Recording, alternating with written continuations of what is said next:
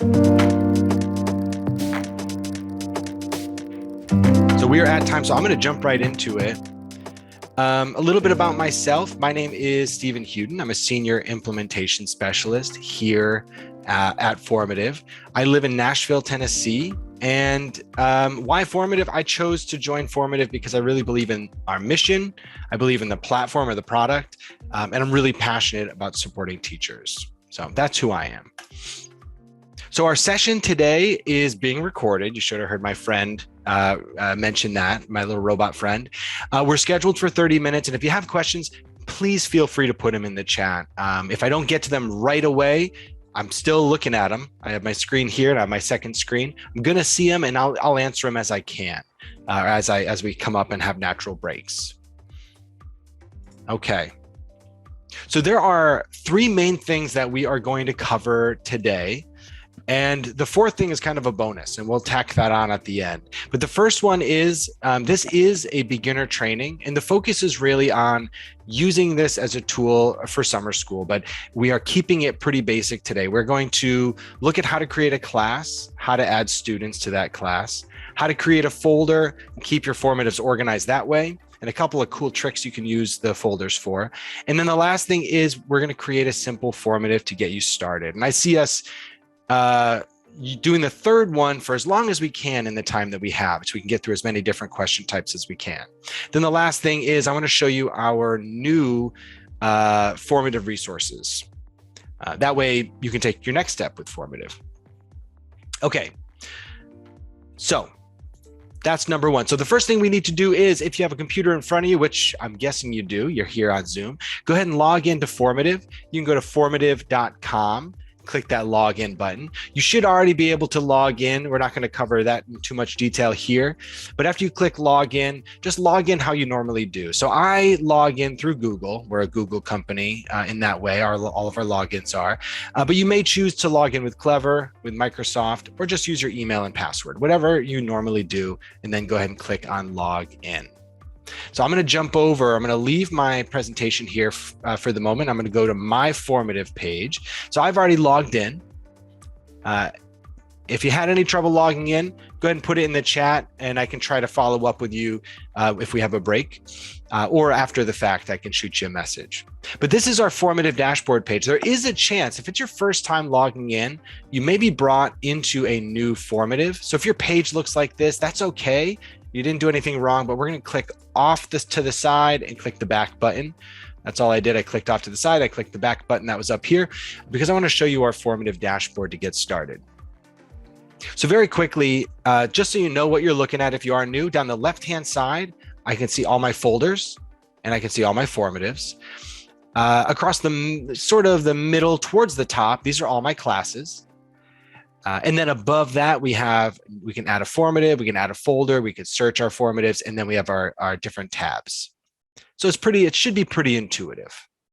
I want to start today by looking, if we go back, like I said, if we focus on our objectives today, first one, create a class and add students. So let's do that first. We have a few different ways to add classes and students.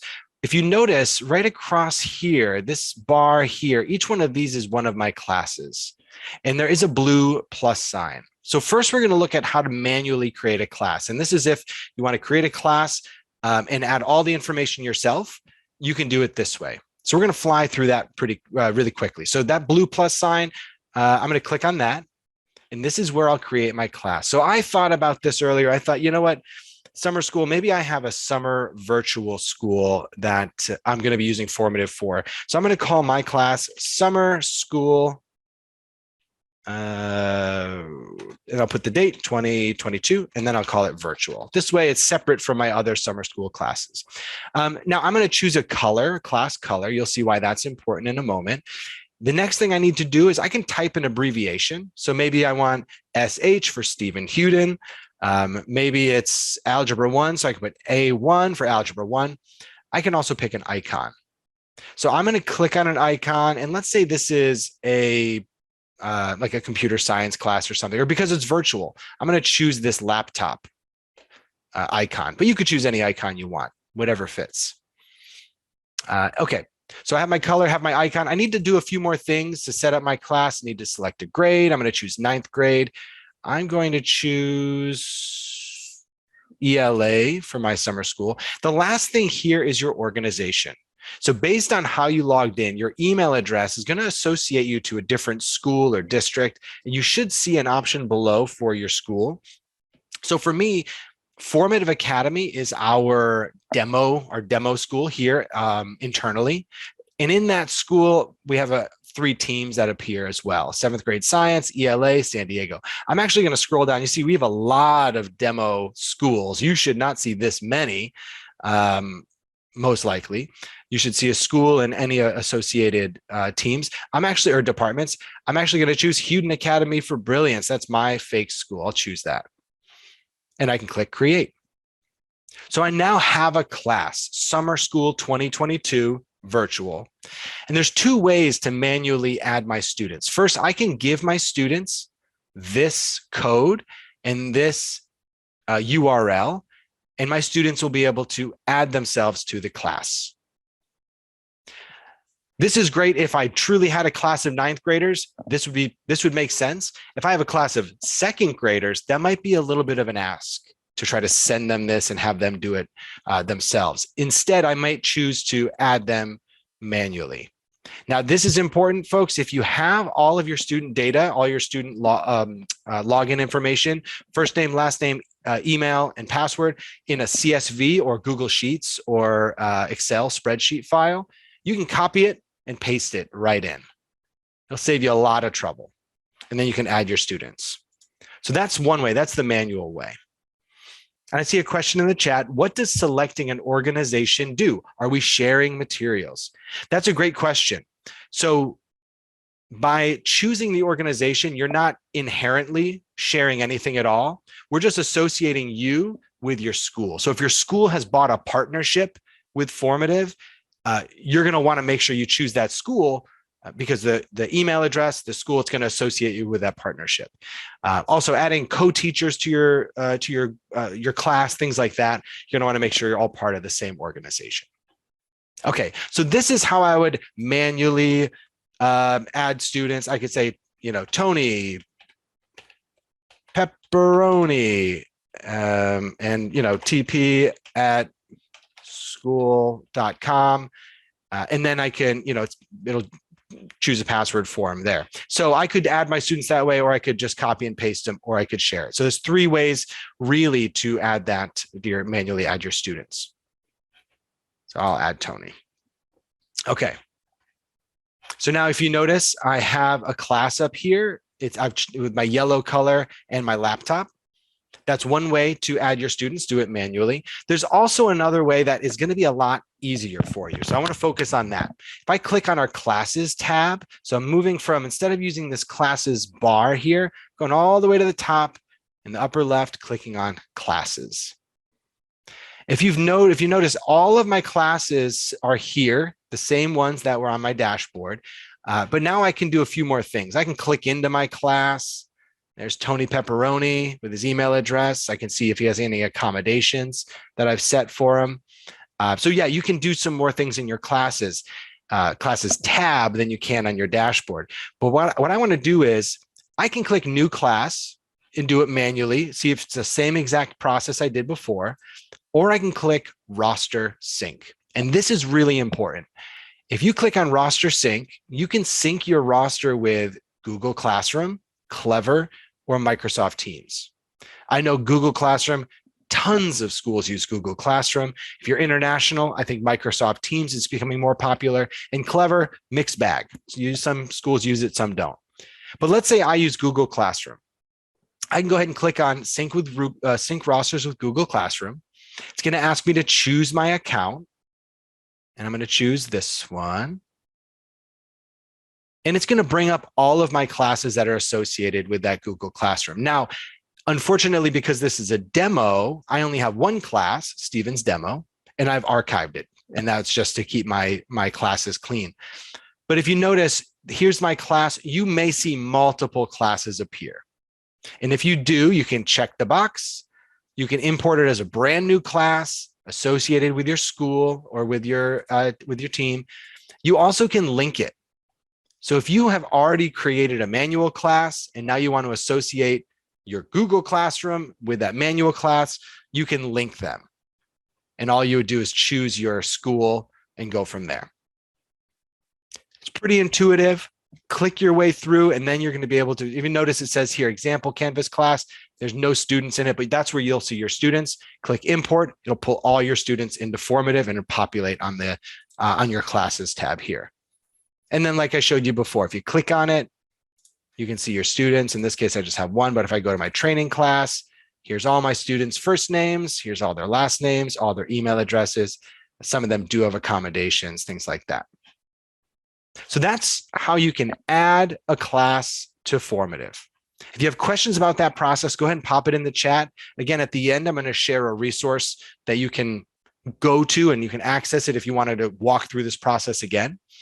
But let's go back and see how we're doing. We've created classes, we've added students. The next thing we're going to do is look at creating a folder. So from my classes tab, I want to go back to my dashboard. So I'm going to click on formatives in the upper left. And this is a really simple process. Look for the add folder button. All I did there, don't miss it, folks. Add folder, I clicked on it. So when you add a folder, basically you're creating a space where you can then move formatives into. So in this case, I'm going to call this one. Let me scroll down, look at my notes. I want to make sure I don't miss it, miss anything. Oh yeah, so I'm going to call it simply Summer School 2022. That's the name of my folder. I'm going to add it. If you notice, it now appears at the very top of my formatives list, my formative folders, and then my the rest of my formatives. And that is because I have it sorted by the date updated. So this is the last thing I updated, so it's at the top.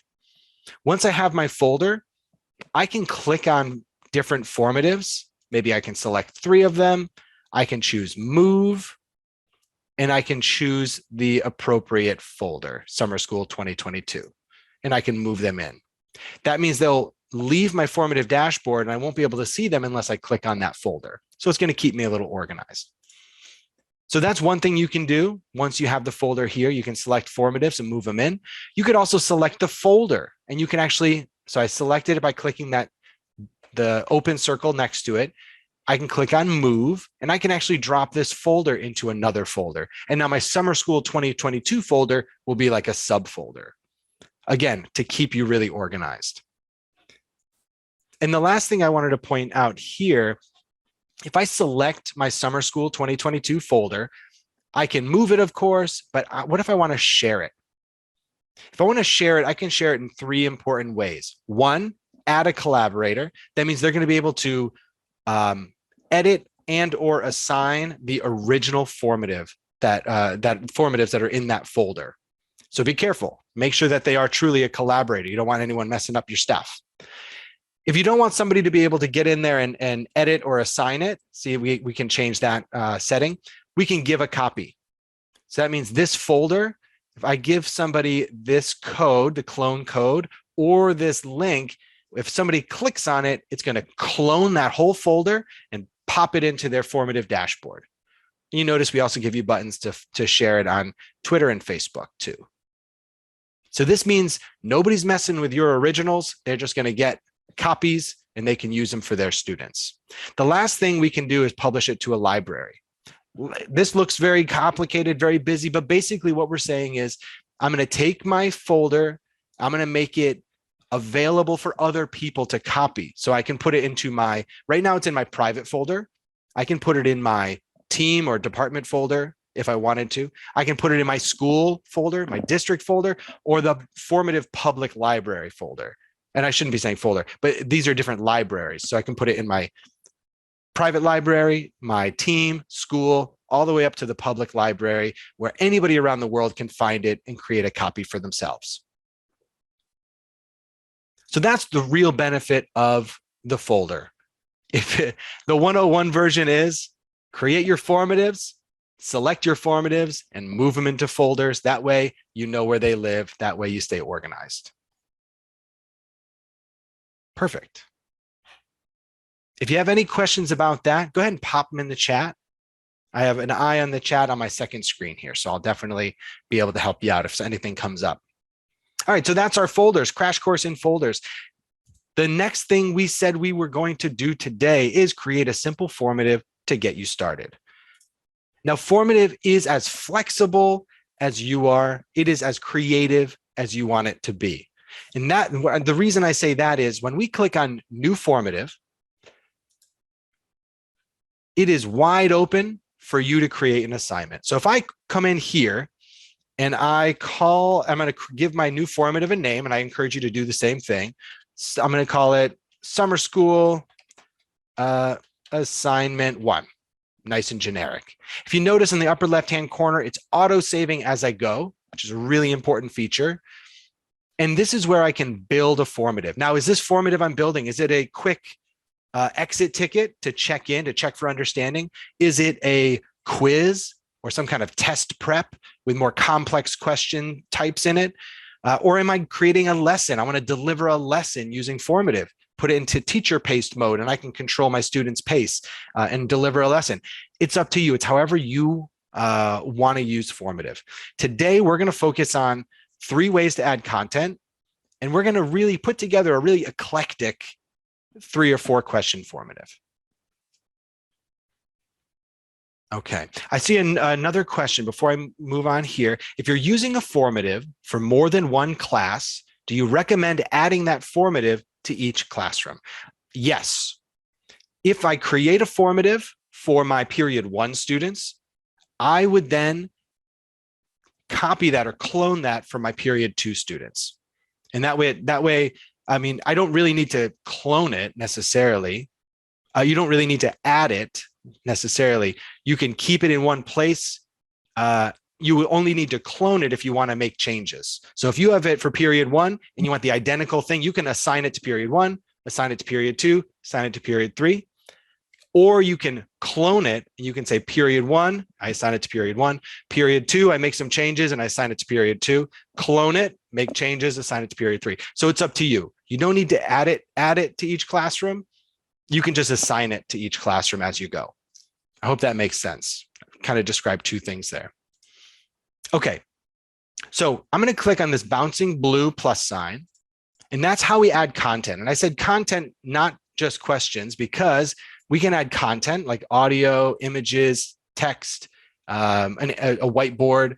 We could also add questions. Now, of course, questions are going to ask your students for a response. The content is not going to ask your students for a response. Now, I mentioned 3 ways we're going to add content. One way down here at the bottom, we can enhance a document. That means taking a PDF, adding questions to it, and assigning it. Really easy. We could search the library.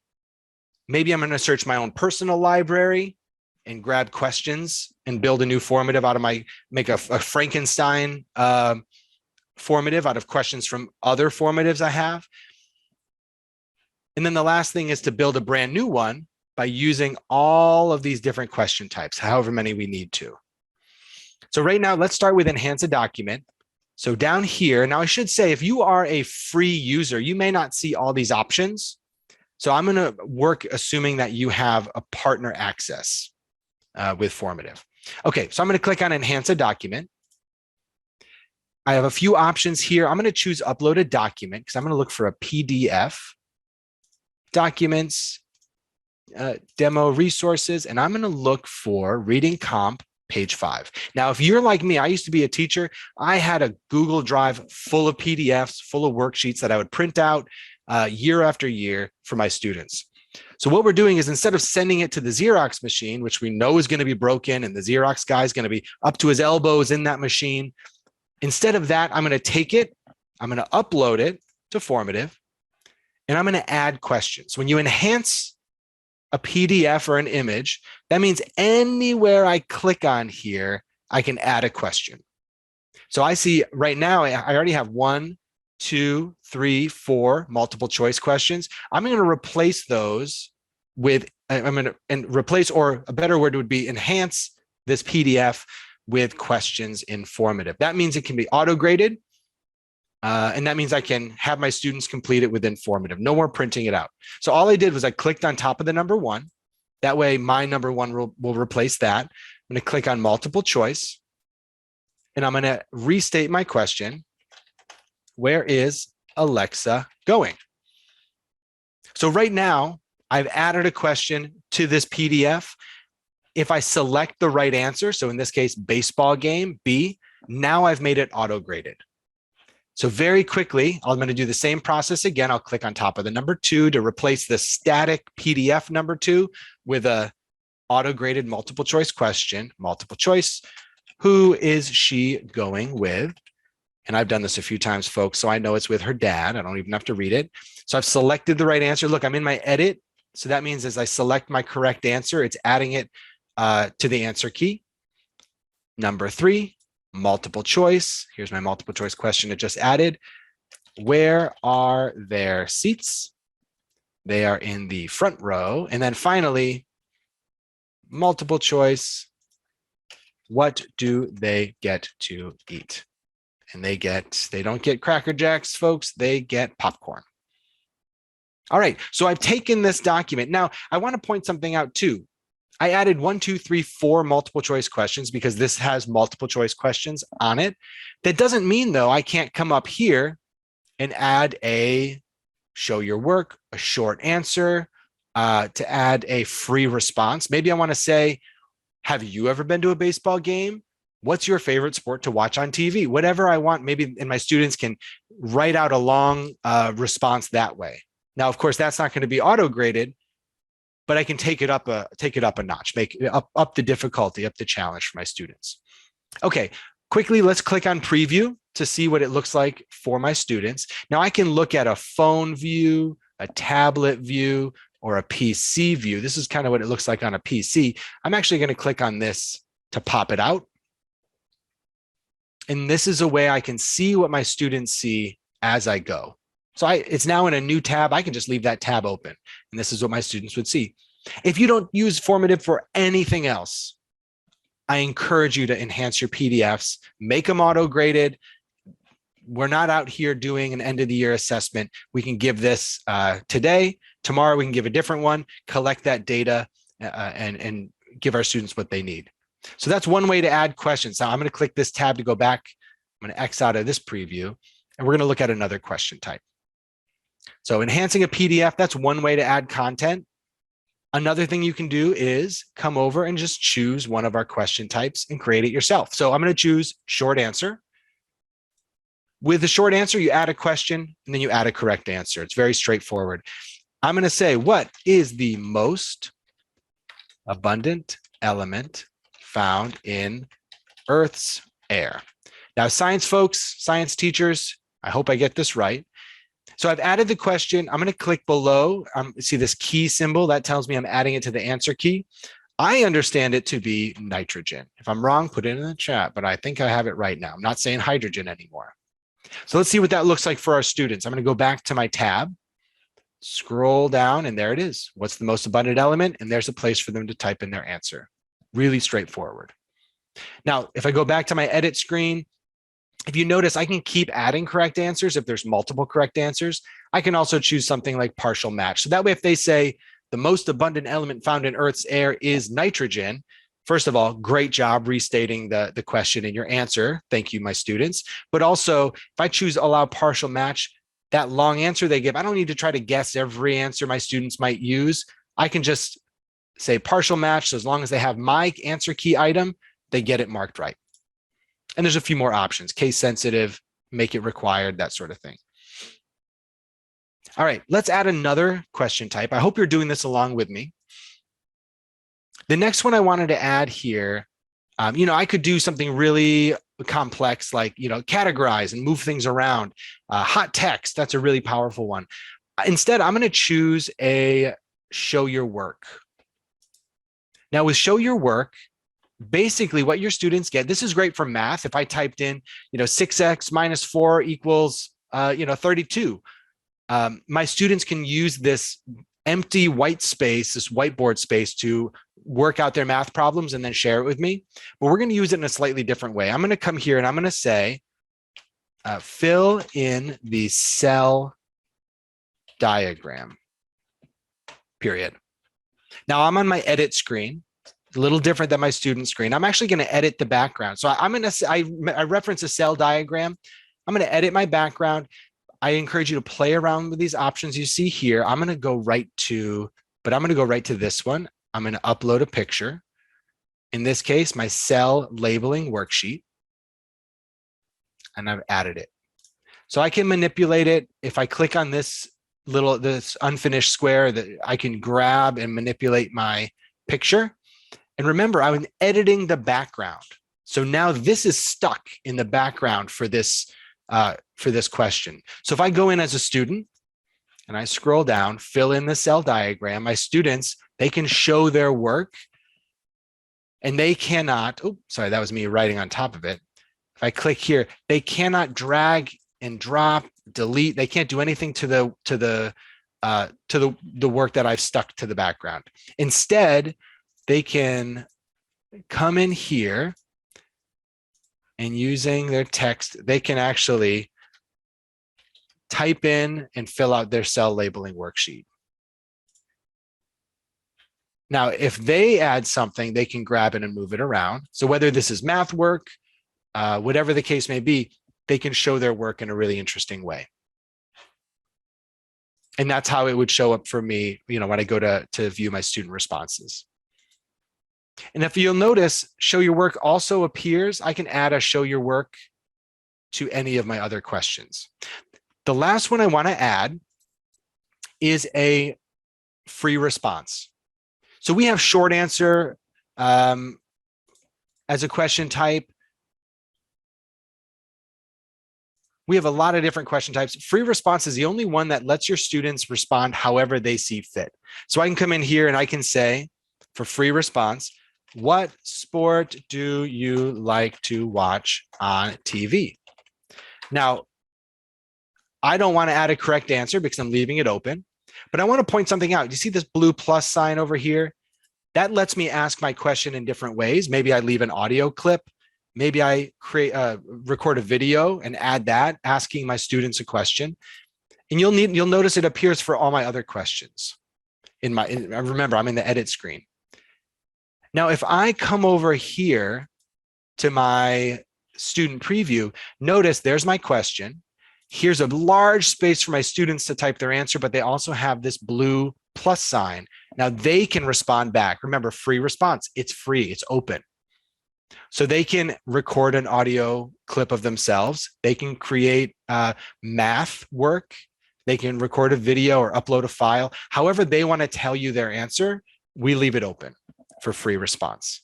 And that's a really powerful piece for differentiation, for collaboration. And maybe instead of what sport do you watch on TV, we can instruct our partners, partner A, ask partner B to summarize your story. Partner B, ask 3 questions about the summary and record. And they can come in here and record a short video clip of them having that conversation or a short audio clip of them having that conversation. So there's a lot of power in free response. And this is where your creativity will go a really long way.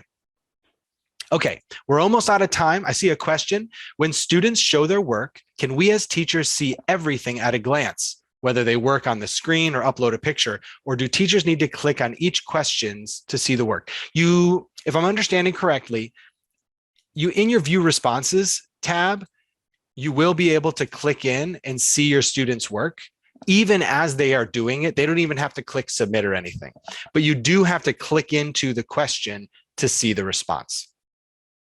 But if I click on the question here, I will see, here's my response, and I would see all my other students in one place. I hope that makes sense. I think that answers your question. Okay, so if I go back here, the last thing I said we were going to do is create a simple formative to get you started, and we did that. So now it's very eclectic and it's pretty short. I grant you that. We enhanced the PDF. We added 3 different question types: multiple choice, short answer, show your work. Oh, free response, 4 types. The last thing I wanted to leave you with is our formative.com/resources. Very simple, formative.com/resources. I'll even pop it in the chat. So after our conversation today, after the session today, you should have enough information to go in and begin building formatives. And if you're building small formatives, hopefully you can see that as you add new question types, you can make them really big and complex. But right now, tomorrow even, you could go in, if school's still in session, and you could create a small exit ticket to test your students to check for understanding. If you're ready to take the next step, formative.com/resources, you can access our training center, our help center. This is where you ask questions or look up topics for help, and then webinars. You can see what webinars are coming up, and you can see pre-recorded webinars. And that's where this webinar should end up. So we're 1 minute over time. So I'm going to go ahead and stop the recording, and that will end our webinar for today. But I am happy to stay on for a few more minutes to answer questions. So I'll stop the recording. Thanks so much.